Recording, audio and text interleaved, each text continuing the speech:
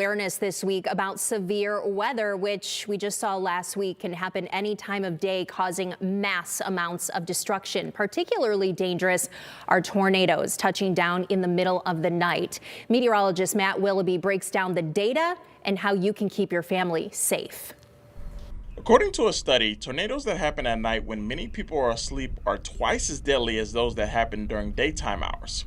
During the day, tornadoes can be seen, unlike when it's dark, and words can be spread to get those in danger out of the storm's path. During the day, we're up awake, we're paying attention to what's going on. It gives us a little bit more time to respond and react to things.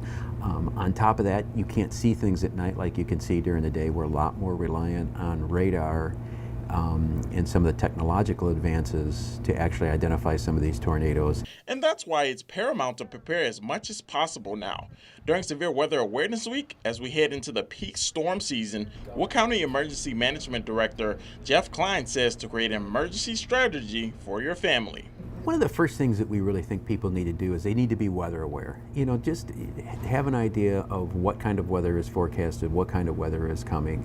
If we see that there's a potential for some severe weather, it's always a good idea to kind of get that safe space that you use in your house ready.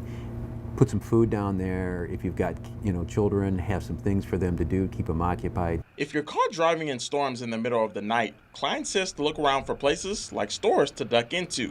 He emphasizes the importance of being weather aware, even if you're not in the immediate area of potential nighttime severe weather. When weather's being forecasted, it's not being forecasted for your home. It's being forecasted for an area.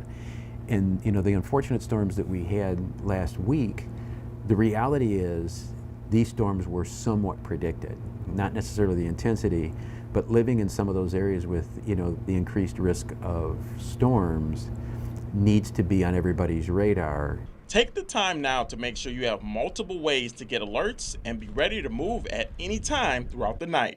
Reporting in Toledo, I'm meteorologist Matt Willoughby for W2All.